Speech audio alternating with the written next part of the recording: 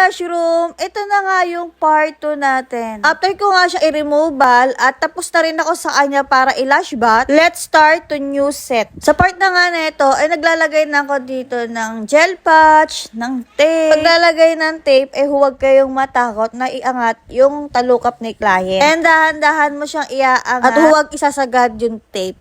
And sa part na nga nito ay nagmapping na ako. Then ang ipapagawa ni client ay cat eye. Bigyan ko lang din kayo ng konting background kay client. Si client ay halos 2 years ko na siyang inaalagaan ng kanyang natural lashes. And si client ay taga Taytay Rizal. Meron din silang pwesto sa palengke ng Taytay malapit sa McDo. Anyway, sa part na nga nito ay gumagamit ako dito ng pinching. Yes po, nag-on the spot panning po ako. Kapag nag-on the spot panning ako, inaabot ako ng 2 hours. Depende pa sa kapal ng natural lashes ni client. Kapag makapal, then nag-on the spot panning ka, asahan mo na naaabot ka ng 3 hours. Normal po yun sa atin. Dahil sa pag-a-isolate pa lang, ay aabutin na tayo ng minuto. Dahil hindi biro ang pag-isolate, hindi rin po biro ang pag-on the spot panning. Kung titignan niyo yung video, mukha lang siyang mabilis at madali, naka-pass forward yan. Flex ko lang din yung gamit kong tweezer dito ay yung sa RXY Studio. Comment for part 3!